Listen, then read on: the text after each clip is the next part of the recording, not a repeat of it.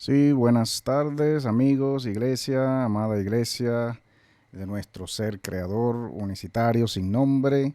Con ustedes su hermano, su servidor, su amigo, su pastor Teodoro Castillo, una vez más con una nueva transmisión desde la sede de los ministerios conforme a su corazón, del ministerio unicitario del Dios sin nombre, del ser supremo sin nombre.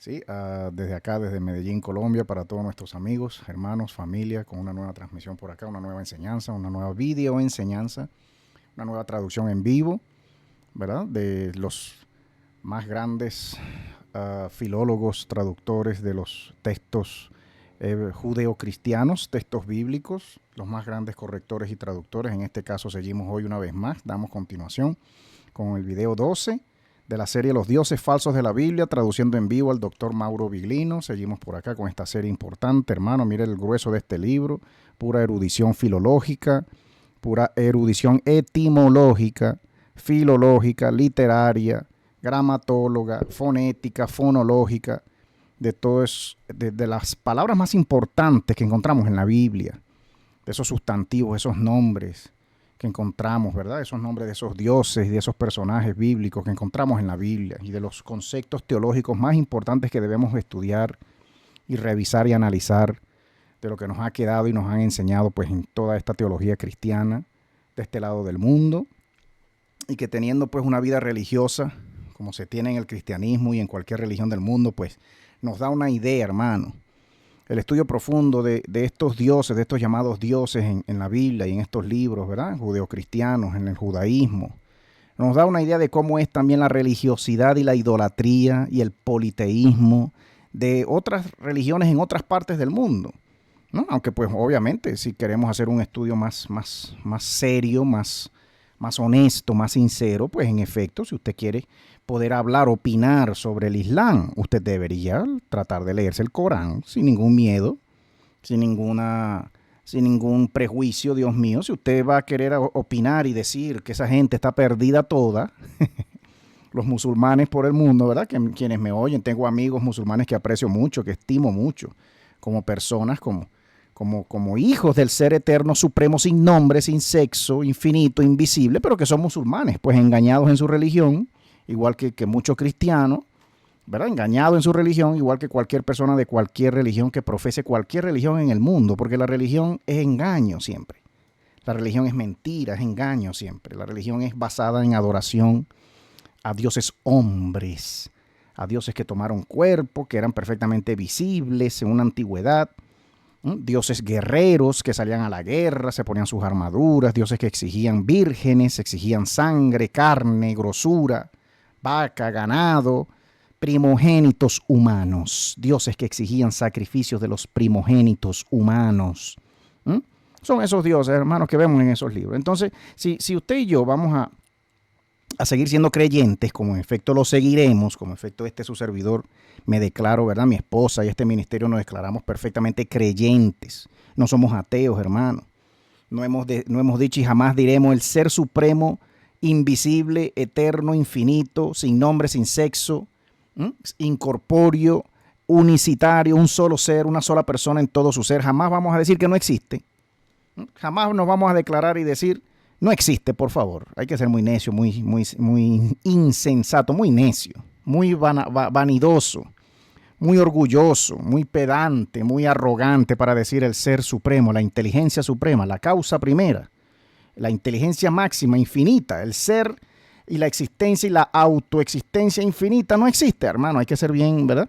Desde acá hacemos un llamado amoroso, lleno de amor para toda persona que se declara atea, toda persona que dice no existe ningún ser supremo. Si me escuchas, amigo, hermano, en esta hora, cualquiera persona, mujer, hombre, chico, chica, joven, que estás pasando por depresiones, que estás pasando por situaciones en tu vida donde has dudado y estás dudando en este momento de la existencia, de la presencia, de la compañía, de la provisión, del cuidado, de la protección de ese ser supremo, por cualquier situación que estás viviendo o has vivido en tu pasado, yo te quiero llamar a la reflexión, yo te quiero llamar a la humildad, sé humilde. Tu vida, aun cuando has vivido cosas que que no has querido vivir y que no estaban realmente en ningún plan, ni el tuyo ni el de nadie, que tú vivieras, y que a lo mejor fueron experiencias fortuitas que se dieron en algún momento, en algún lugar, experiencias que te dañaron,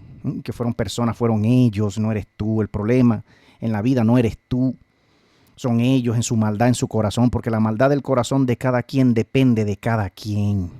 El nivel de maldad que alcanza cada quien y la maldad que llega a ser hacia otra persona depende de cada quien. Tú no eres culpable de lo que te pasó.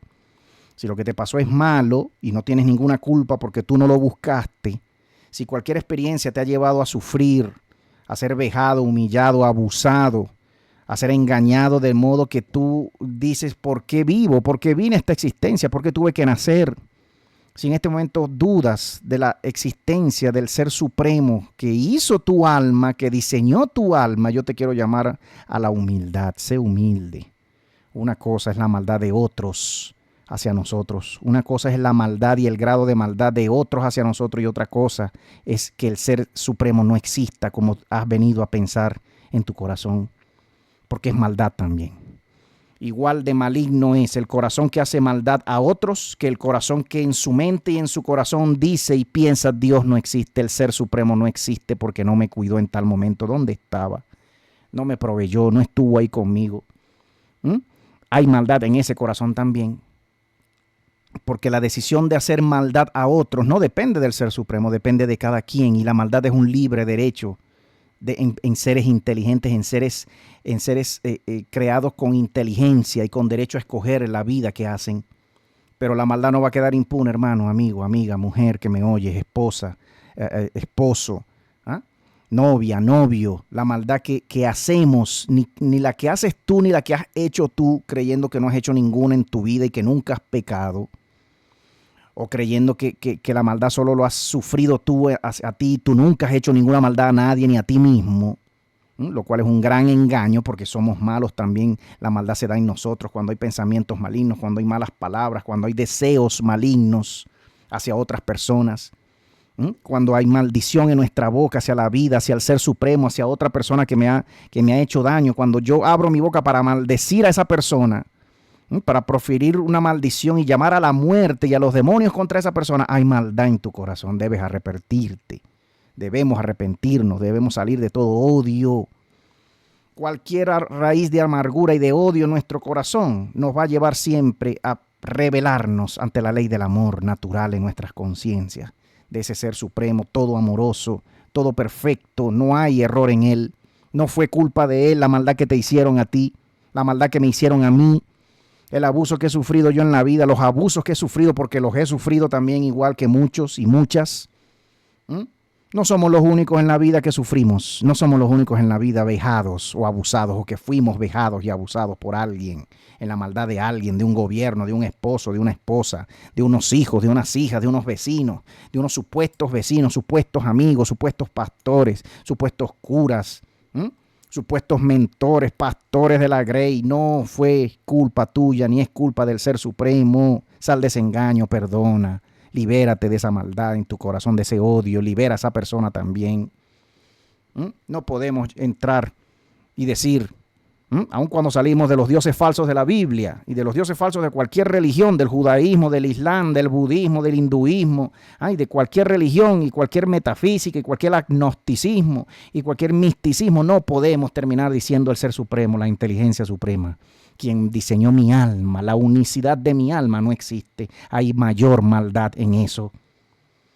Yo te quiero llamar a la humildad. Arrepiéntete. Comienza por sanarte tú mismo, tú misma. Y cuando tengas a ese abusador frente a ti, a esa persona que te abusó, a ese pastor, a esa pastora, a ese falso pastor, a ese falso cura, a ese falso papa, vicario de Cristo, a ese falso hermano, hermana, a ese falso padre, madre, cuando lo tengas frente a ti, déjalo ir.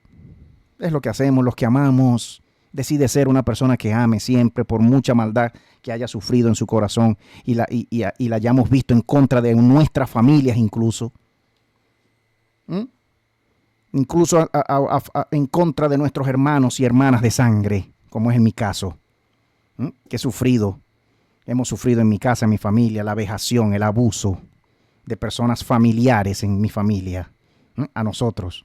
a mis hermanos, a mis hermanas. Lo he sufrido yo, lo hemos sufrido, lo seguimos sufriendo. Mucha gente lo sufre y lo sufrió en algún momento, como es el caso mío y de mi familia, de mis hermanos y hermanas.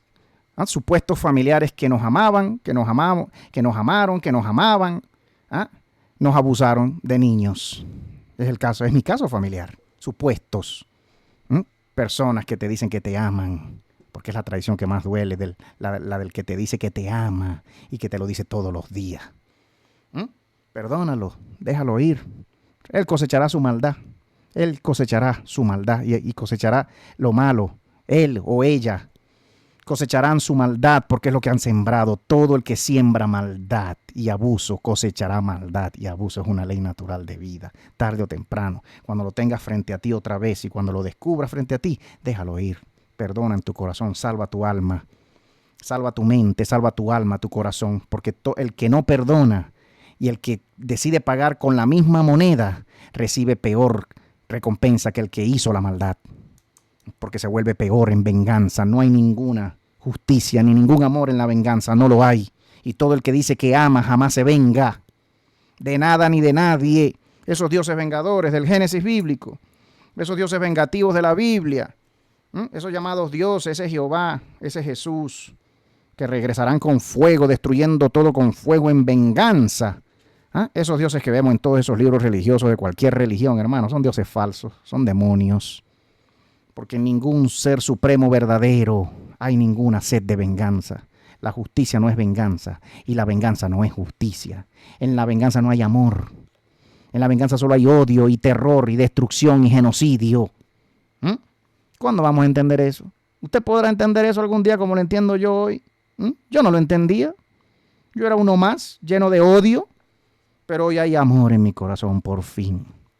Sí lo hay, hermano, sí lo hay. Aunque usted diga que no, aunque los que me oponen, los que se oponen a mis pensamientos, a mis opiniones en Facebook, hermanos queridos de mi corazón que han sido amigos y fueron amigos, pero hoy por hoy se oponen a mi pensamiento, a mi opinión, no hay problema. Tenemos el derecho de expresar nuestras opiniones, ¿verdad? En nuestras redes sociales. Y desde acá, pues lo vuelvo a decir hoy. Usted puede comentar este mismo video. Si a usted le gusta, usted le puede dar me gusta, le puede dar a la campanita, suscribirse, compartir este video, ¿verdad? Pero si no le gusta, pues usted puede comentar, hermano Teo, no estoy de acuerdo con usted, señor Teo, hermano Teo, pastor Teo, como quiera llamarme. No, de verdad no vivo de nada de eso, de ningún título, no vivo hoy por hoy. Y aborrezco los títulos que pueda yo recibir o que la gente le gusta darse unos a otros hoy por hoy, los títulos. Porque la Biblia dice tal cosa, que los ministerios, que este fue llamado a no sé qué, que el otro fue llamado a no sé qué otro ministerio. Dioses falsos, llamando a ministerios a personas honestas como usted y como yo. Usted va a querer seguir adorando a dioses falsos. Usted va a seguir invocándolos cuando se da cuenta que son falsos, que son genocidas, que son vengadores, vengativos, que están llenos de odio contra ti, contra mí, que son demonios que te engañan y te hacen creer que son el Dios supremo, que son el ser supremo. Vamos a seguir analizando esos dioses, esos Elohim, como lo dice el título de esta continuación, este video 12 de este libro, Los dioses falsos de la Biblia, los dioses de la Biblia, los dioses falsos, añado yo, en esta serie. Porque no hay otro modo de comprenderlos cuando se les hace un estudio profundo. Llegamos a la conclusión de que son demonios y que debemos salir de la adoración de todo demonio, de todo ser que se hace pasar por el ser supremo, llamándose Dios, o llamándose el Hijo de Dios, o llamándose la Madre de Dios. Todos son demonios y hay que salir de la adoración de todo eso. Mire, analizando profundamente a los Elohim de la Biblia, del Génesis bíblico. Seguimos acá, capítulo 6 de este libro, acá, con esta primera parte llamada la señal de Caín. Y bueno, saludamos obviamente una vez más y llamamos la atención y llamamos a la exhortación de lo que estamos diciendo ahora. Los que te aman siempre van a desear que tú salgas de todo engaño. Los que me aman a mí siempre van a desear que yo salga de todo engaño. Los que amamos siempre vamos a amar la verdad sobre todo. La verdad, el poder vivir en toda verdad, en todo lo que es más verdadero sobre ese ser supremo, perfecto, que llamamos perfecto y que sabemos que es perfecto y que no hay ninguna imperfección en él. Ese Dios de la teología, esos dioses de las teologías de hoy en día, teologías modernas, la teología cristiana, la teología islámica, la teología hinduista, budista, y todas las religiones del África, de Asia y del mundo entero, toda la teología moderna, hermano, de cualquier religión, es idólatra, es idolátrica. Es una teología imperfecta porque considera atributos en esos dioses que no los hacen perfectos. La muerte no es un atributo perfecto, ni de ninguna perfección en ninguna cultura, en ninguna edad, en ningún pensamiento, en ninguna comprensión del mundo, ni de la vida. La muerte jamás va a ser una perfección en ningún ser. Y cuando decimos que el ser perfecto se hizo imperfecto y fue a morir por nosotros, y entre otras tantas cosas que se dicen en la teología cristiana, cuando se dice que tomó un cuerpo de carne y hueso y de sangre, mortal. Y después te dicen, no, pero no pecó nunca, fue perfecto siempre. Y ese cuerpo era perfecto. Todo cuerpo humano es imperfecto, hermano. ¿Por qué es por qué es tan difícil de entender? No lo entiendo, de verdad. Una vez que tú sales del engaño, y salimos de los engaños cada vez más, y sobre todo los mayores engaños en nuestras vidas, que son los que tienen que ver con los engaños relativos al ser perfecto, al ser supremo, perfecto, creador de la vida original, y no como la conocemos hoy en día, seres que vivimos, seres con vida, que crean otros seres en laboratorio, que creamos monstruos en laboratorio, que creamos vida robótica incluso, orgánica e inorgánica para mal, para nuestra propia destrucción, para mal. Jugamos a ser Dios. Esta humanidad juega, como todas las humanidades anteriores a nosotros. Jugaron a ser Dios y crearon monstruos y máquinas en el pasado para sus guerras de ellos, como todavía se hace a escondidas y se está preparando ya para la próxima guerra que viene. Viene una guerra, hermano. Viene una guerra como ninguna otra. Viene un tiempo de tribulación como ningún otro. Usted lo sabe, lo ha escuchado, no solo de mí. Usted lo ha visto, usted lo siente, usted lo intuye, usted ve las noticias. Y usted ve a tanta gente llamada, ¿verdad? Autollamados profetas, ellos diciendo muchas cosas también. Los libros lo dicen. Vemos los tiempos que estamos viviendo y vemos el caos al que vamos ya muy pronto. Viene una superguerra, hermano, tenemos que prepararnos. Yo le invito a usted, vaya pensando así, vaya pensando en prepararse, usted y su familia. Vaya pensando y vayamos todos pensando cada vez más en ir preparándonos. Es necesario, es urgente, tenemos que hacerlo, hermano. Se viene una gran guerra mundial, viene sufrimiento para todo el mundo, se vienen los tiempos finales de este mundo. Ya salió la NASA. Ya salió la NASA diciendo en noticia extraoficial que va a caer sobre la Tierra un gran meteoro supuestamente en el año 2032, hermano. Usted se está preparando para ese. Nada fácil, hermanoteo. Hermanoteo, no hable de eso, Dios mío. La NASA puede decir misa y ha dicho 1000 veces que va a caer tal meteoro en tal sitio, en tal año, y no ha pasado nada. Claro, no lo habían dicho con tanta pompa y publicidad como lo están diciendo ahora de este supuesto meteoro que caerá en el año 2032. Tenemos 7 años supuestamente, hermano, para prepararnos, supuestamente, la caída de las estrellas de Mateo 24 comenzando. Posiblemente y supuestamente en ese año, quizás antes o quizás después, cuando sea, hermano, pero va a volver a suceder. Ya ha pasado antes y va a volver a pasar. ¿Por qué lo saco a colación? Bueno, porque ¿de qué vamos a hablar los ministros del Ser Supremo verdadero? ¿De qué vamos a hablar en estos últimos tiempos que estamos viendo lo que vemos y que sentimos lo que sentimos y que sabemos los sueños, las visiones, las profecías?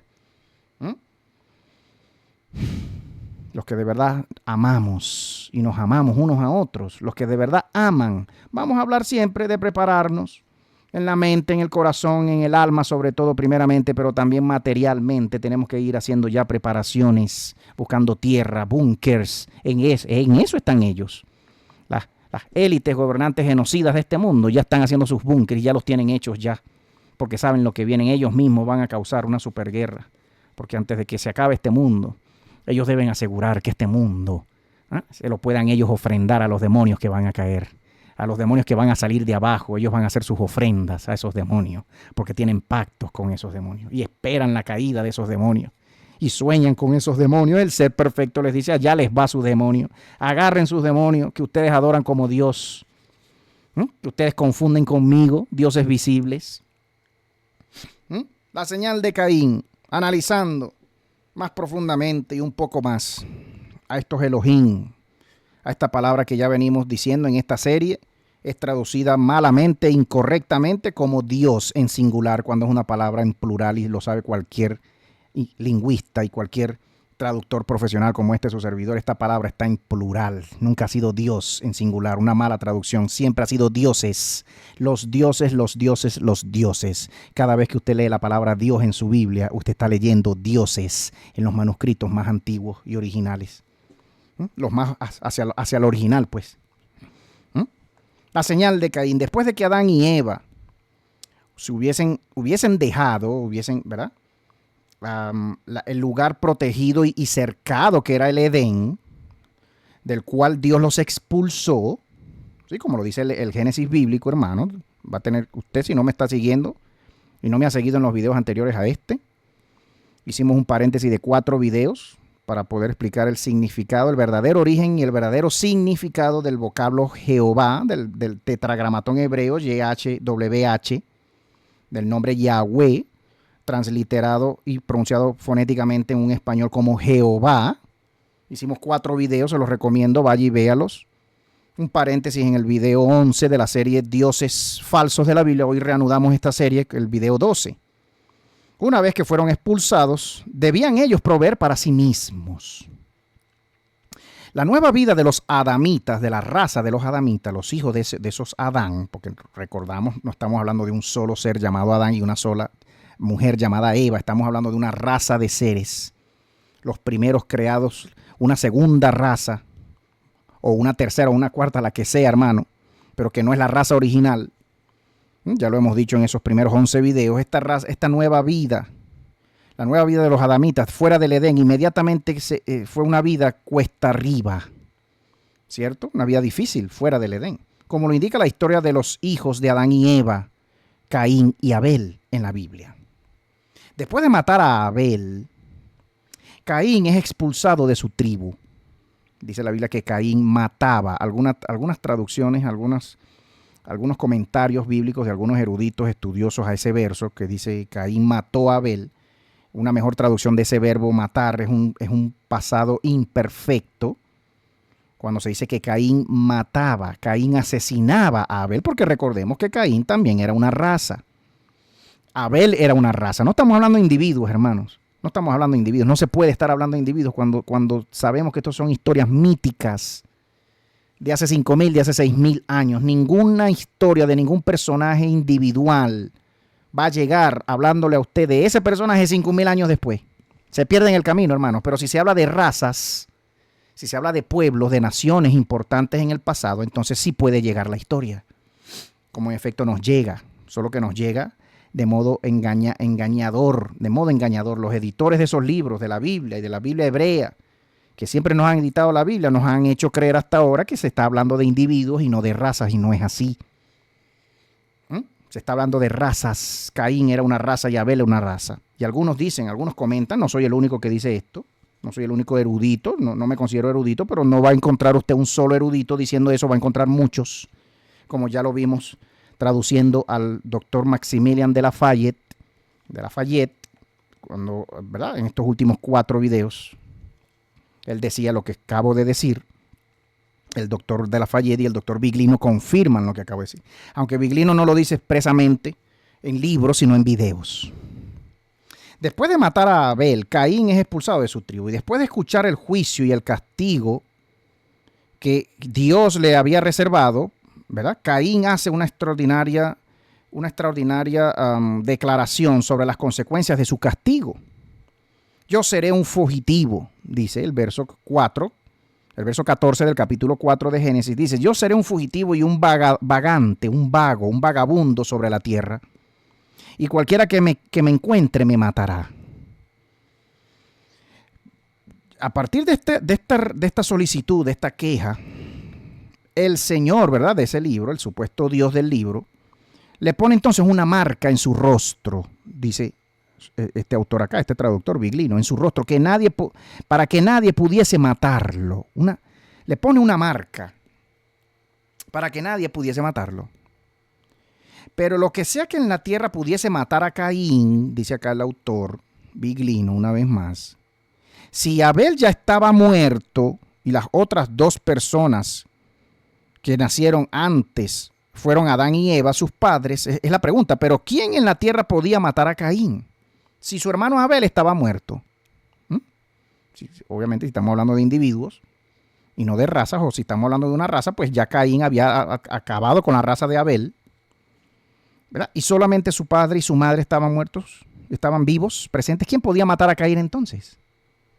Asumiendo que los adamitas eran un grupo étnico específico, una raza creada a través de ingeniería genética, como ya lo hemos dicho acá, y de la clonación, asumiendo eso, porque lo hemos dicho, no nos creemos y no creo yo, y como ya le hemos contado, usted lo dicen muchos autores como este autor, no somos la primera raza original, hay fósiles, hay huesos grandísimos de humanidades más altas que nosotros, más fuertes, más inteligentes, más sabios en el pasado.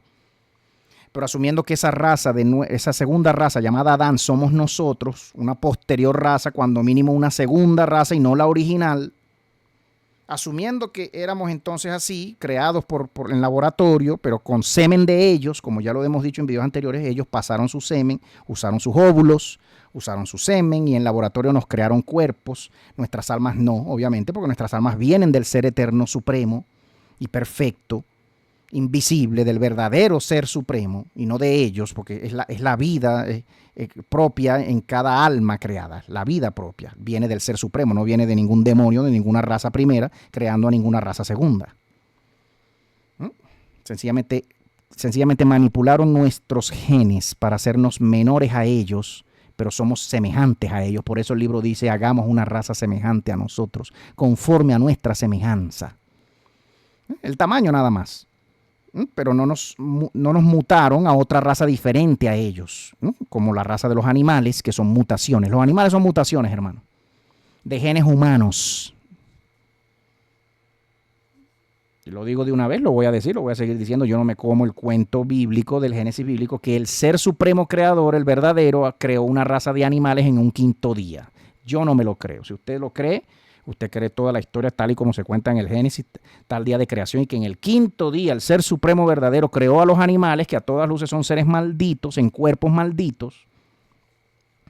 Si usted va a seguir, si usted quiere seguir creyendo eso, es su decisión. Yo no me lo creo y ya no es mi creencia. Los animales son creados en laboratorio, son mutaciones genéticas a partir de genes humanos. El cochino, hermano, el cuerpo del cochino, el corazón del cerdo es el mismo corazón del hombre.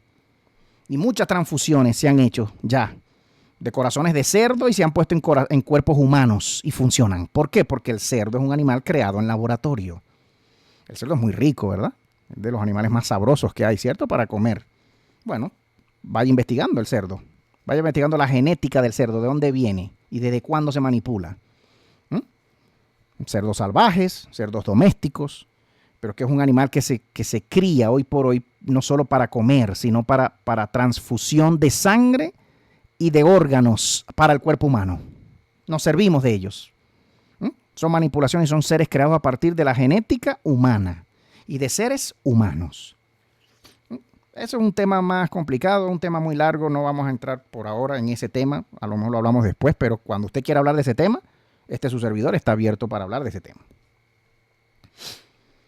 Asumiendo esto, y como se discutió en los capítulos anteriores, está claro que cuando Caín se va al exilio, él se encuentra a sí mismo rodeado de pueblos extraños que no tienen las mismas características que los adamitas y que son, por lo tanto, supuestamente, ¿verdad? Como se indican las historias, bárbaros, pueblos salvajes, diferente a los adamitas. Caín teme ser asesinado por ellos y expresa su temor en el libro. Aquellos que no aceptan estas asunciones, estos supuestos, dicen que Caín tenía miedo de ser asesinado por sus propios familiares, lo cual implicaría que Adán y Eva tenían otros hijos, o tuvieron otros hijos, y que Caín fue asustado, o estaba asustado de ser asesinado por ellos. Ahora, hay otros, sin duda habían otros familiares, dice acá el texto.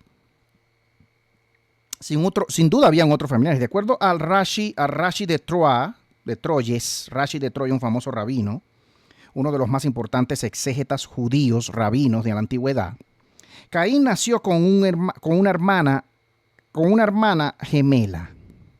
Dice aquí, con una hermana, dice Rashi de Troyes, el famoso rabino judío, exégeta judío. Y Abel nació con 2 hermanas. eran nacimientos gemelos. Los nacimientos gemelos eran común en la reproducción ayudada en laboratorio por los Elohim. Eran comunes. Así que esto debe encajar perfectamente con nuestro discurso hasta ahora, dice aquí el autor. Los llamados nacimientos gemelos, usted los ve por todas partes. En la Biblia es la historia de Caín y Abel, que algunos dicen que uno salió detrás del otro, que eran gemelos. Algunos dicen eso. No lo dice la Biblia propiamente, pero algunos estudiosos y judíos rabinos dicen que eran gemelos. Es la misma historia de Isaac con Esaú. Se dice que eran gemelos y que Jacob, ¿verdad? Jacob con Esaú, su hermano mayor, ¿verdad? Diciéndose que Jacob nació agarrándole el pie a Esaú de segundo, y por eso se entiende que Jacob significa usurpador, supuestamente el significado del vocablo Jacob. ¿Verdad? Pero continuando con esta historia, ¿no? Lo que es extraño no es que hubiesen otros familiares, sino que el Señor le pusiera una marca al rostro de Caín para que sus hermanas gemelas o familiares, su hermana gemela o sus hermanas gemelas o sus familiares, quienes sean que fuesen o hayan sido, lo pudiesen reconocer. El llamado Señor del libro le pone una marca en el rostro o en la cabeza. Algunas ediciones dicen cabeza.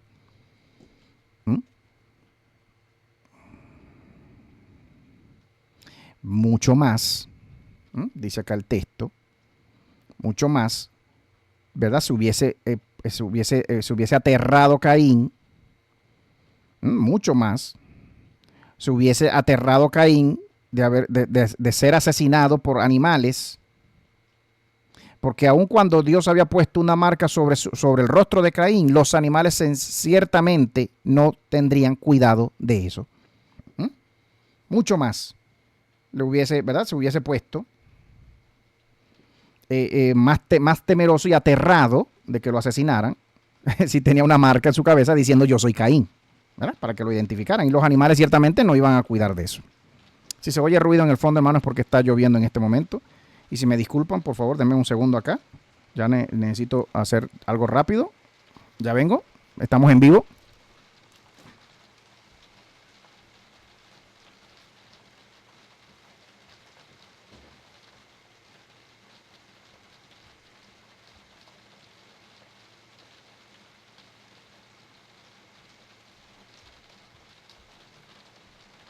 Y bueno, disculpen hermanos, amigos, de verdad.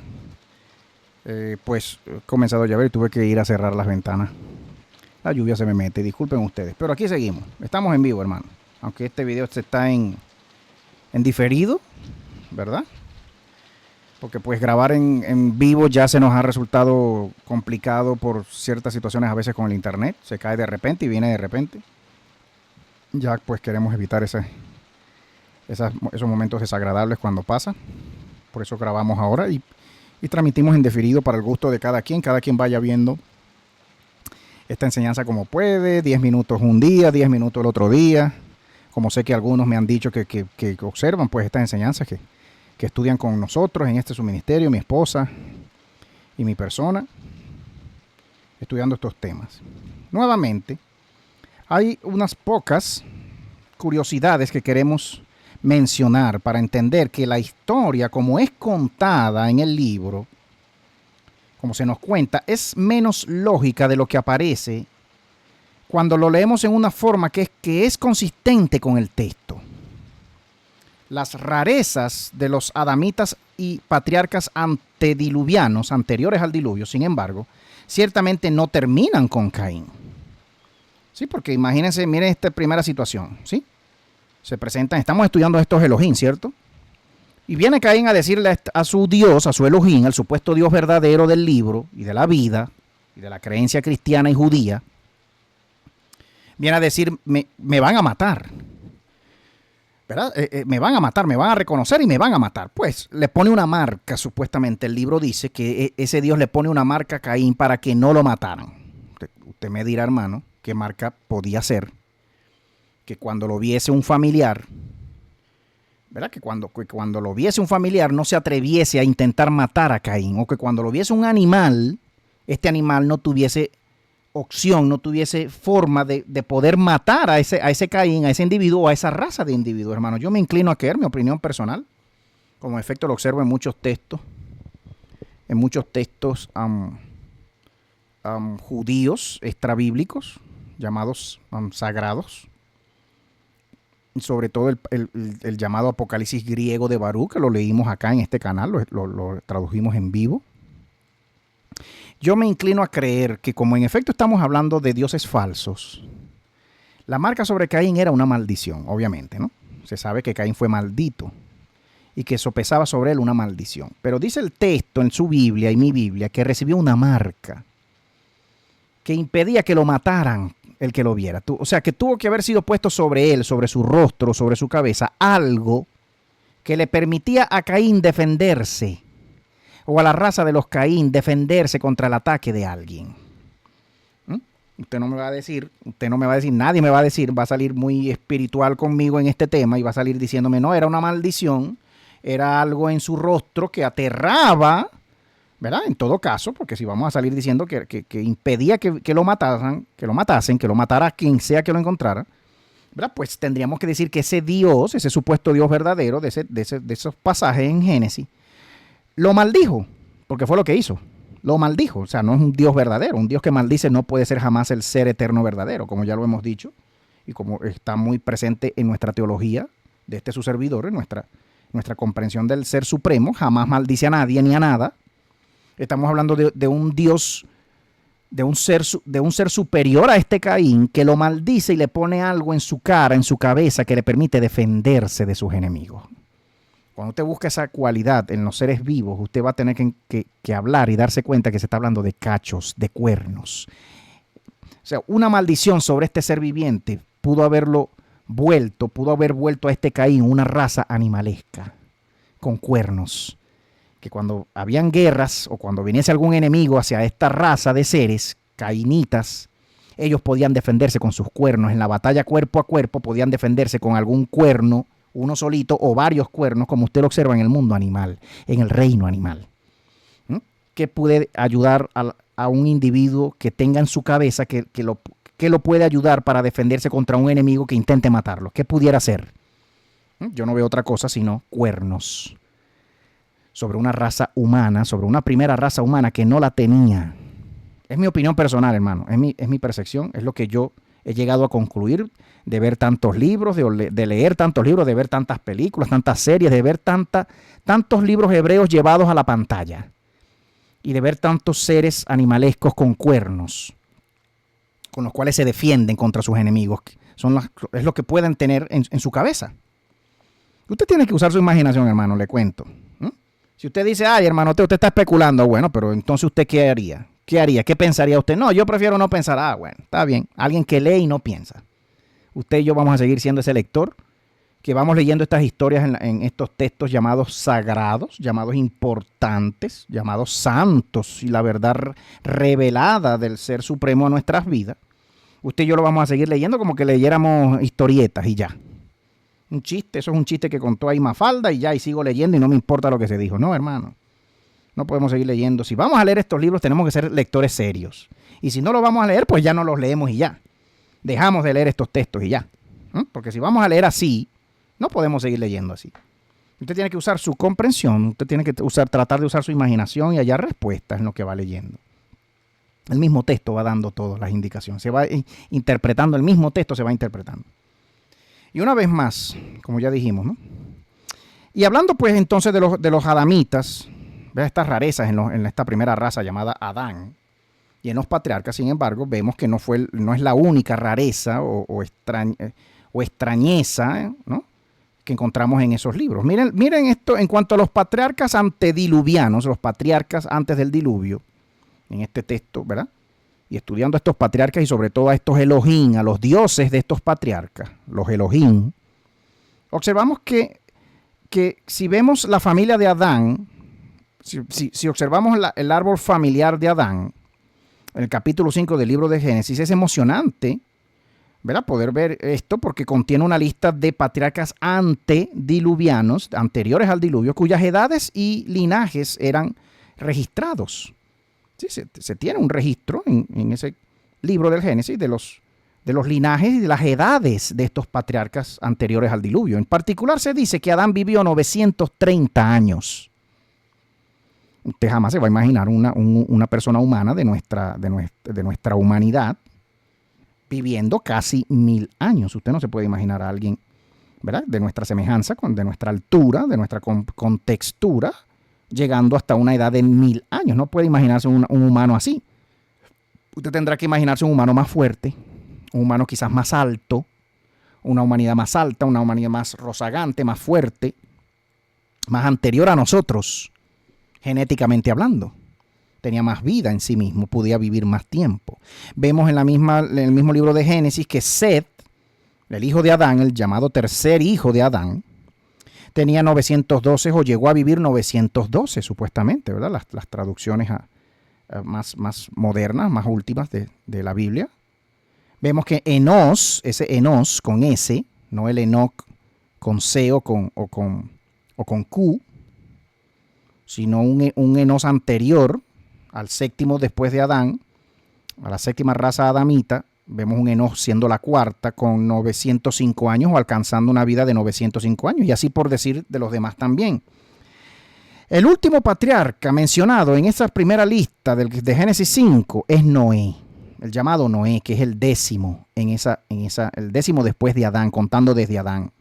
Su figura es particularmente famosa debido a que está asociada con el gran diluvio. Lamec, por su parte, por su lado, el patriarca llamado Lamec, el padre de Noé, ¿verdad?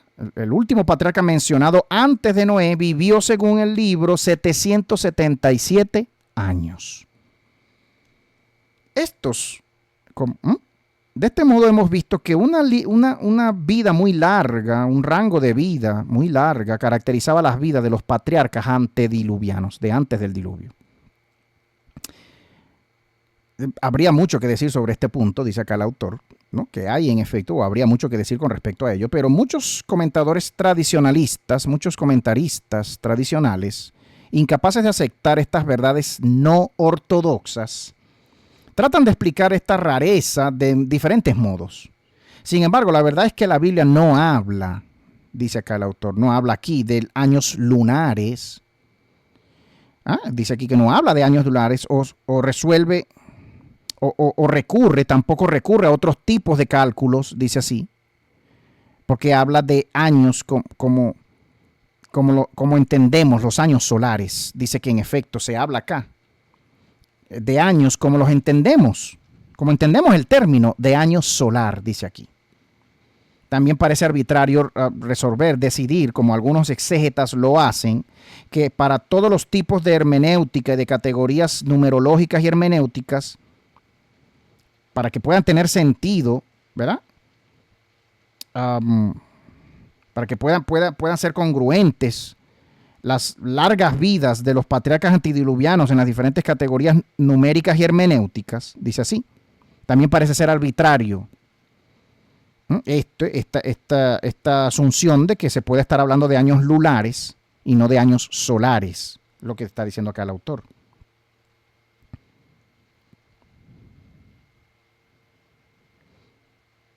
Como se menciona en este capítulo 1, ya hemos establecido que nuestro enfoque metodológico dicta que la Biblia dice la verdad al pie de la letra, como lo dice y como lo está queriendo decir, que no debemos intentar manipular o interpretar de un modo que no se está expresando en el texto. Además de esto, de indicar que las largas vidas de los patriarcas, ¿verdad?, de hablar de estas largas vidas, largas edades, la Biblia también tiende a dar el nombre del primogénito de cada uno de ellos. Pero también añade al final la expresión formulaica, y luego él tuvo otros hijos y otras hijas. Una expresión formulaica, una frase casi que formulaica, que se le añade a cada linaje, con cada nombre, al final de cada nombre y de cada linaje, después de haber dicho vivió tantos años, y tuvo hijos e hijas. Y también tuvo otros hijos e hijas, dice así, pero se da el nombre del primogénito nada más. A partir de todo esto inferimos que la genealogía de los adamitas no es una serie de personas que vienen unas después de otras en una forma en que sus edades se añaden o se suman continuamente, no señor. En vez de eso, y debido a sus largas vidas, necesitamos concluir que ellos todos eran contemporáneos con cada uno. No era que venía uno después de que muriese el otro, no, eran contemporáneos. Cada uno con los demás, como lo eran, ¿verdad? Como lo eran sus hijos e hijas. Vamos a ver, aquí dice contemporáneo, vamos a ver si es verdad que esta palabra coeval, vamos a ver qué significa esta palabra, que estas personas, estos patriarcas eran coeval unos con otros. Coeval se escribe en inglés, coeval. Vamos a ver qué significa aquí, coeval. Exactamente, de la misma edad o existente al mismo tiempo que otra persona o cosa. Contemporáneo, pudiéramos decir, coeval, de la misma edad. De modo que debemos imaginar una población, un pueblo de adamitas que consistían de cientos y si no acaso de miles de personas, y que cada uno de ellos engendraron hijos e hijas, razas de seres, y que por supuesto cada uno de sus hijos e hijas a su vez también se reprodujeron y se multiplicaron. De modo que el grupo de los llamados adamitas con el tiempo eran cada vez más y más numerosos. Los adamitas, los primeros, los descendientes de Adán, de esa primera raza llamada Adán, Adón, Edén, Adonail, Adoil. Aquí estamos hablando posiblemente de una segunda raza humana más parecida a nosotros, hermanos, más parecida, pero no estamos hablando aquí no estamos hablando de la primera raza humana creada por el Ser Supremo. No estamos hablando. ¿Por qué? Porque el cuento habla, la historia habla, hermana, de que ese Adán tenía un Dios y que si estamos hablando que estos dioses son falsos, esos dioses también eran humanos. No estamos hablando de la primera raza humana. Estamos hablando de una segunda o de una tercera o de una posterior raza humana que fue hecha en laboratorio con los genes y el semen y los óvulos de los anteriores a ellos, a nosotros en todo caso, si fuésemos nosotros, esa raza. Mientras que todos los patriarcas fueron tratados de modo similar o eran tratados de modo similar, es más, vale la pena señalar en un pasaje en el Génesis 5.13, un pasaje en Génesis 5.13 debido a que una expresión particular se utiliza para Set, para el hijo de Adán, Set, que no es usada para los demás descendientes de Adán. Set es el tercer hijo de Adán y Eva. Cuando Dios creó al Adán, ¿no?, llamado Dios entre comillas, ¿no?, como lo dice acá el libro, y como se vio en los capítulos previos, se dice en la Biblia que los Elohim lo hicieron a su imagen y semejanza. ¿Sí? Génesis 1.26. Del mismo modo, cuando Adán tuvo 130 años, él engendró a un hijo a su imagen y semejanza. La misma frase se dice en Génesis 5.3.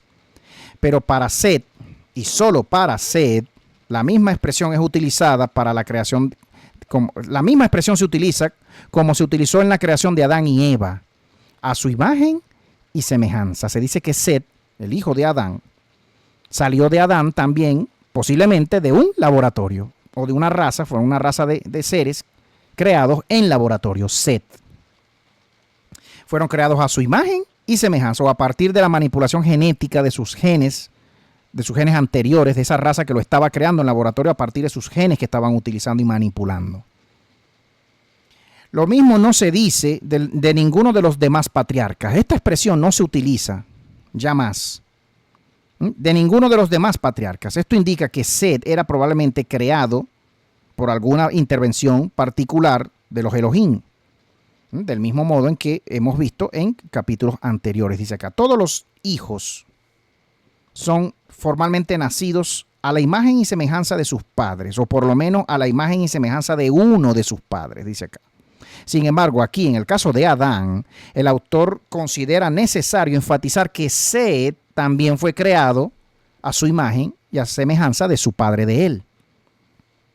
La creación de Adán, como lo vemos en los capítulos previos, ocurrió gracias a que el semen o la semilla de los Elohim, es decir, ¿verdad? Es decir, a través de ingeniería genética.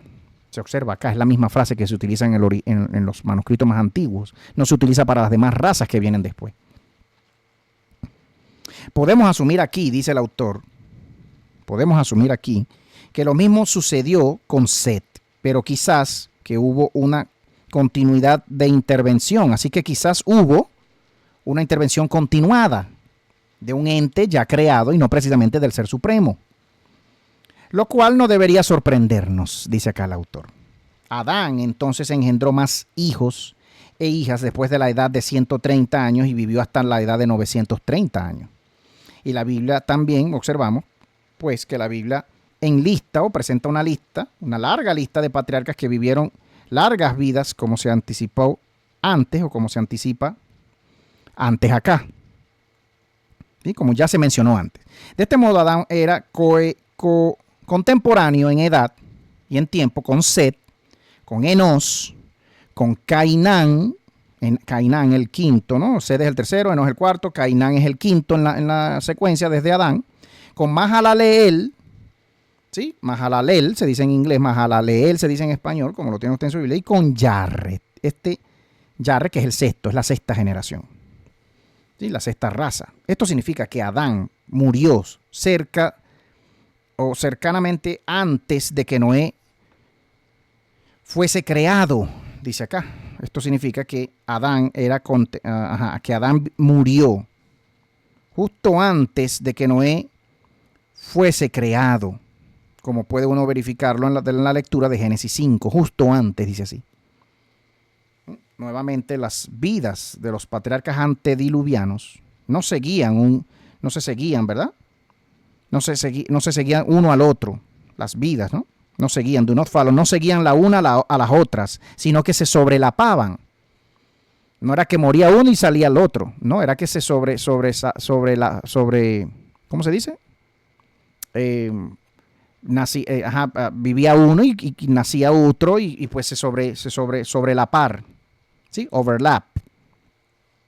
Esto es una larga genealogía de personas que se conocieron unas a otras personalmente.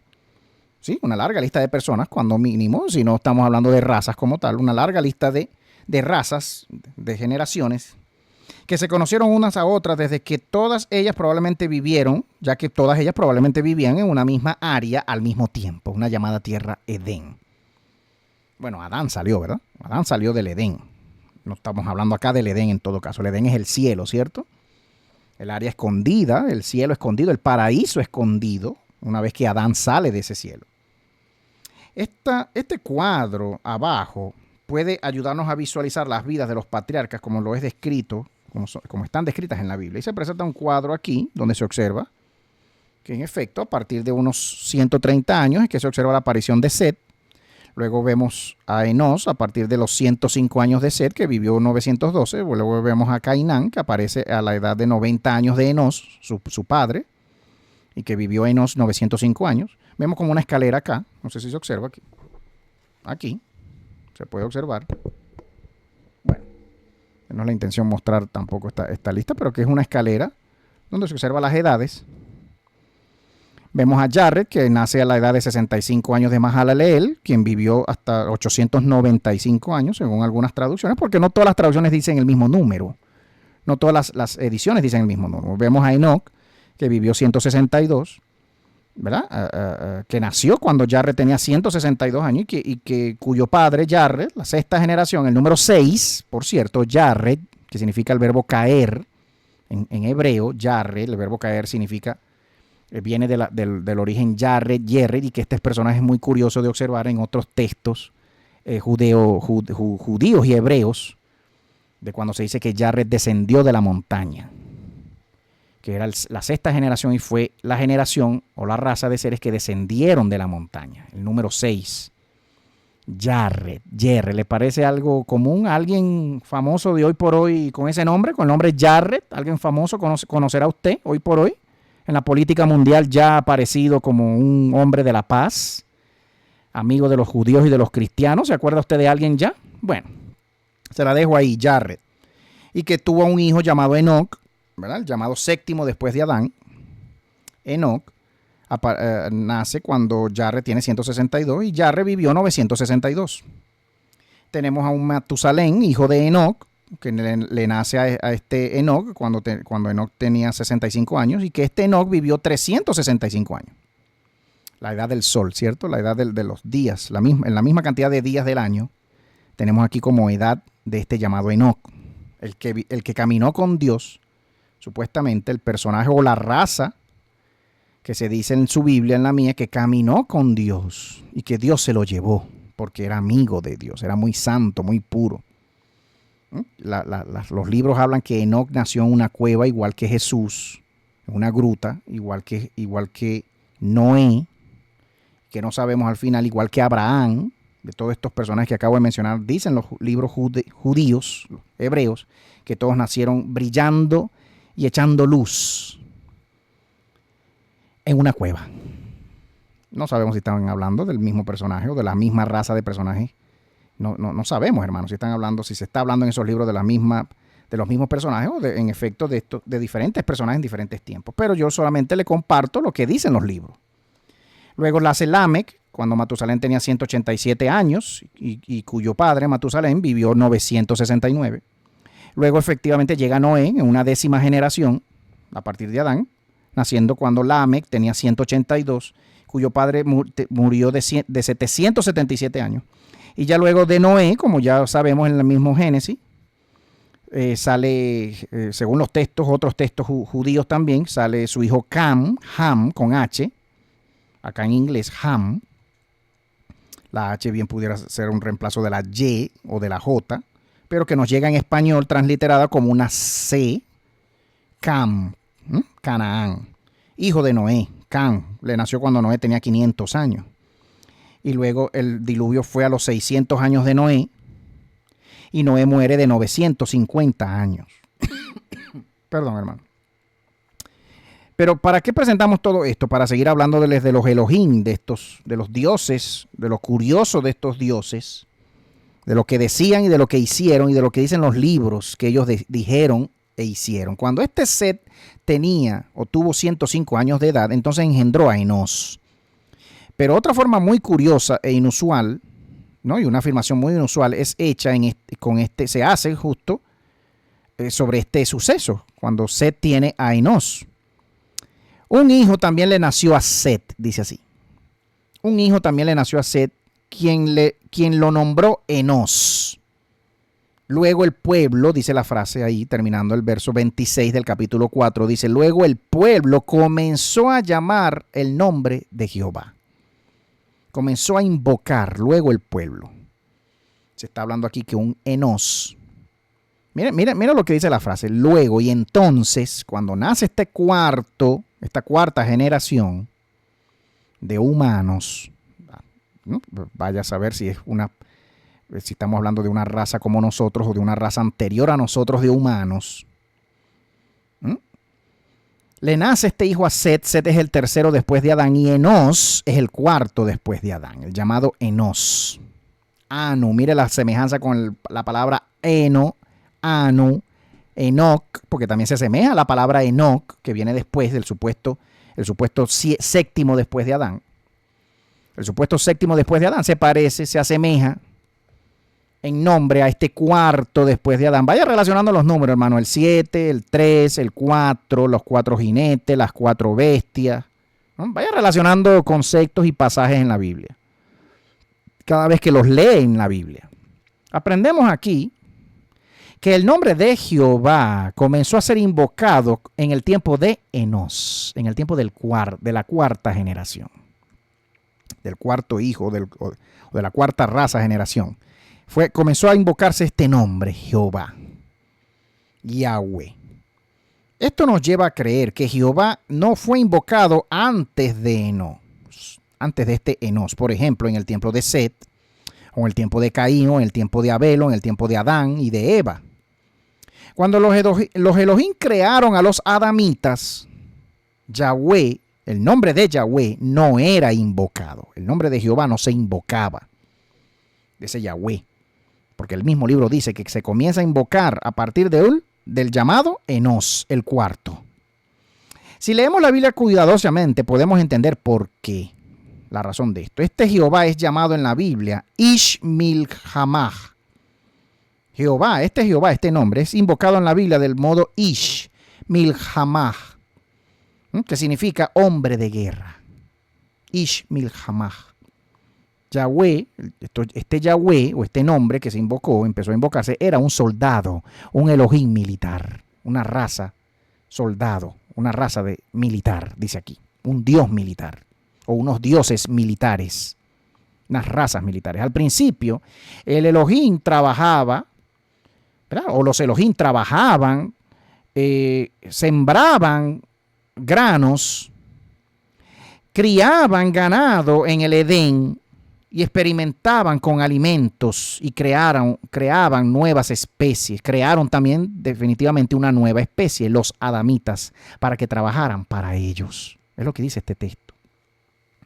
De que estos Elohim se concluye por mucha erudición de muchos textos, estos llamados primeros dioses Elohim trabajaban, criaban animales, y experimentaban con la comida genéticamente y luego finalmente crearon una nueva especie a partir de sus genes de ellos, los llamados Adán, para que trabajaran para ellos. Ese cuento, hermano, de como usted lo lee en su Biblia y usted cree, ay, cuando dice la Biblia que hizo al hombre para que reinase, que ese ser supremo, ese supuesto ser supremo del que está hablando el libro en ese momento, crea a este llamado Adán para que reine y reinase sobre la tierra y fuese el rey sobre la tierra. No, hermano, olvídese ese cuento. No es el cuento que se encuentra en otros pueblos, en otros idiomas aún más antiguos, al hebreo, al arameo, diciendo que en efecto estos primeros seres llamados divinos, llamados dioses, crearon a otros seres para que trabajaran para ellos. Es lo más común que pudiera haber sucedido, porque es lo que sucede hoy por hoy. Los clones que algunos gobernantes tienen, ¿para qué los usan? Los seres que se crean en laboratorio y los animales que se crean en laboratorio y las plantas que se manipulan y se crean en laboratorio, ¿para qué se hace en laboratorio? Para que reinen cada quien en su sitio, ¿no? Para servir al que los está haciendo, para servirnos de ellos. Las gallinas en el gallinero, el cerdo, el ganado, los caballos, cualquier animal, cualquier ser que se manipula en laboratorio es para servir al que lo está manipulando. Para eso se crea, para más nada, para crear ejércitos, para hacer las guerras de antaño que a todas luces eran guerras peleadas por seres a veces hasta monstruosos. En los fósiles se ven los huesos, hermano. La intervención de un Elohim, ¿verdad?, con las características de Jehová o de este Yahweh eran innecesarias en este punto. De modo que este Yahweh, esta raza o estas razas, que es lo que yo tiendo a creer, yo a modo personal, Teodoro Castillo, tiendo a creer que en efecto Yahweh, ¿verdad?, es un nombre que agrupa a los primeros cuatro, porque Yahweh son 4 letras, hermano. Y cada letra denomina, como ya lo dijimos y decíamos en la serie anterior, el verdadero origen y significado del vocablo Jehová, del vocablo Yahweh. El vocablo Yahweh se compone de 4 letras, 4 consonantes. La Y, la H, la W y la H. La Y, la H, la W y la H. Cada letra representando a una raza o a un individuo, cuando mínimo un individuo o a una raza. Las primeras 4 razas son las llamadas Yahweh, las llamadas Jehová, las llamadas razas divinas, el llamado Dios de la Biblia. Son 4 razas, son 4 seres cuando mínimo, o cuando mínimo 3. Porque lo decíamos también en la serie anterior. Cuando mínimo 3, y la cuarta es una forma poética de determinar el nombre, o es una cuarta raza en efecto. Yahweh se comenzó a invocar ese nombre, Yahweh, o a escribirlo como para referirse a esas 4 razas, cada letra para cada raza, la Y para la primera, la H para la segunda raza, la W para la tercera y luego otra H para una cuarta. Muy curioso la cuarta letra, que es la misma que la segunda, ¿no? Como nos llega. Bien pudiera haber sido otra letra, pero que nos llegan hoy por hoy transliterada y la grafía, el trazo de la cuarta letra es el mismo trazo de la segunda. Así nos llega hoy por hoy, pues. Ahí es donde está en todo caso el misterio de ese nombre, porque esa cuarta letra es semejante y es igual a la segunda. ¿Mm? Si este nombre es mencionado en la Biblia antes de Enos, esto es probablemente debido a que después, a interpolaciones posteriores de los copistas y de los editores del texto bíblico. Mira lo que dice aquí, qué curioso y qué importante esto, Dios mío. ¿Mm? La intervención de un Elohim con las características de Yahweh era innecesaria hasta ese punto, o fue innecesaria hasta ese punto, de modo que este nombre, ¿verdad?, viene a aparecer posteriormente. ¿Por qué? Bueno, si este nombre es mencionado en la Biblia antes de Enos, fue debido a que, debido en todo caso, probablemente a interpolaciones posteriores, hechas estas interpolaciones por los copistas y los editores de los textos bíblicos. Si fue en todo caso mencionado en la Biblia antes de Enos, si estuviese mencionado en la Biblia antes de Enos, o si se aparece en la Biblia antes de Enos, es por interpolaciones, por adiciones hechas a los textos posteriormente por los copistas. Pero el texto va diciendo que hasta que no apareció la cuarta raza, la raza de Enos, no se invocaba el nombre de Yahweh como tal todavía. Dice que Adán engendró a Set cuando él tenía 130 años y que este Set engendró a Enos cuando tenía 105 años. Lo cual significa que este Jehová, este Yahweh, no es invocado durante por lo menos los primeros 235 años. Cuando usted hace la solapación, ¿verdad?, de las edades de estos dos patriarcas, usted se va a dar cuenta que por lo menos pasaron desde Adán, desde el nacimiento de Adán, 235 años en que todavía no se invocaba este nombre, según lo que dice el texto, la misma Biblia. Pero si continuamos con la genealogía de Adán, miren, muy curioso, hermano, porque si estamos hablando de que este vocablo, Jehová, de que estas cuatro letras representan al nombre del ser eterno, el eterno y verdadero, el verdadero ser supremo y eterno, si estamos diciendo que ese es su verdadero nombre y que ese ser eterno tiene nombre como tal y que es ese nombre, ¿por qué se comienza a invocar 235 años después del nacimiento de Adán y no se dice que en efecto haya sido invocado ya una vez que Adán nace o ya cuando tenía conocimiento de poder invocar ese nombre, porque ya existía ese ser supremo que hizo, ¿no?, ese supuesto ser supremo? Si creemos que es el primero, el verdadero, pues él crea a Adán. ¿Y cómo entonces Adán se refiere a él o hablaría con él si Adán fuese, si esa primera raza humana creada fuésemos nosotros? ¿Cómo ese Adán lo llamaría o lo llamó si ese nombre comienza a ser invocado 235 años después, según lo que dice el mismo texto? Adán, la primera raza, tenía cuando mínimo 235 años, pero ya había tenido hijos, ya había tenido a Abel, ya había tenido a Caín, ya había tenido a Enos, porque se dice que Adán tuvo a Enos cuando tenía 130 años. Que Adán tuvo a Set, de 130 años, y que Set tuvo a Enos de 105 años, es decir, pasaron 235 años. Cuando mínimo. Si continuamos con la genealogía de Adán, ¿verdad?, las sorpresas pues no se acaban todavía. Si nos enfocamos en un nombre en particular, en la larga lista de patriarcas antediluvianos del Génesis 5, aparece el nombre Yarret, la sexta generación. Y cuando Yarret hubo vivido 162 años, lo que dice el verso 18 al 20 del capítulo 5 de Génesis, él se volvió, ¿verdad?, se convirtió en el padre de Enoc, este Yarret. Cuando hubo vivido 165 años, se convirtió en el padre de Enoc. Y este Enoc aquí aparece con K, con C y una H en inglés, pero con Q en español, Enoc. Y después de que hubo engendrado a Enoc, Yarret vivió 800 años y tuvo otros hijos e hijas. Del mismo modo, Yarret vivió un total de 962 años y entonces murió. Este nombre, Yarret, apunta a algunos eventos importantes sobre los cuales la literatura bíblica y extrabíblica hablan difusivamente, hablan de modo muy extendido. Esto lo discutiremos en la siguiente sección. La siguiente sección de este mismo capítulo 6 se llama El Gran Descenso, The Great Descent. El Gran Descenso, tercera sección de este capítulo 5, hablando sobre los Elohim, las curiosidades de estos llamados dioses o de este llamado Dios verdadero de la Biblia, que le llega a usted en su Biblia con el nombre Dios, pero que en estos manuscritos es un vocablo en plural que decimos y que sabemos que significa dioses. Los dioses, los Elohim, el gran descenso.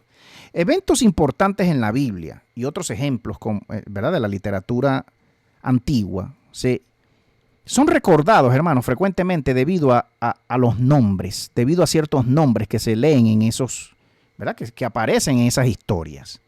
La raíz verbal a partir de la cual se deriva el nombre Yared significa descender, bajar, caer. Debido a que nuestros estudios en este campo comenzaron, desde que comenzaron nuestros estudios en este campo, dice aquí el autor biglino, estuvimos siempre convencidos de que el nombre Yared fue grabado o fue recordado,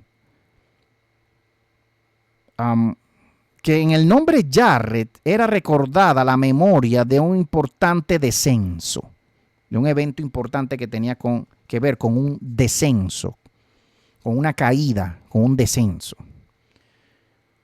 Tanto pues así que debido a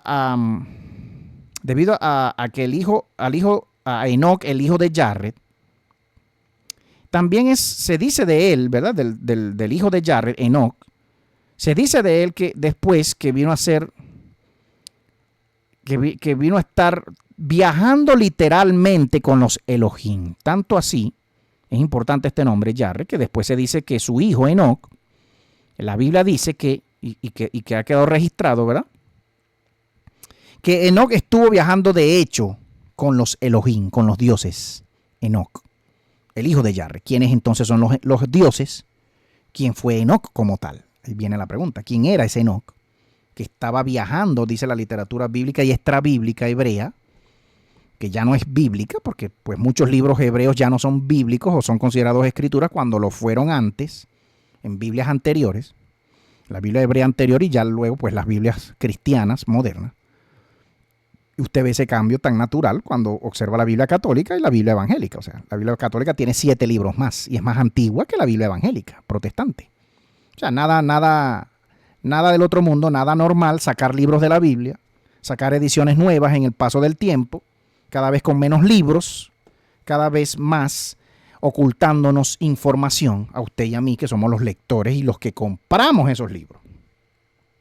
Enfoquémonos por un momento en este personaje, en Yared, y en el descenso que debió haber sucedido en el tiempo de su nacimiento. La Biblia no nos da un pequeño recuento de la historia, ¿no? Nos da más o menos algo de información.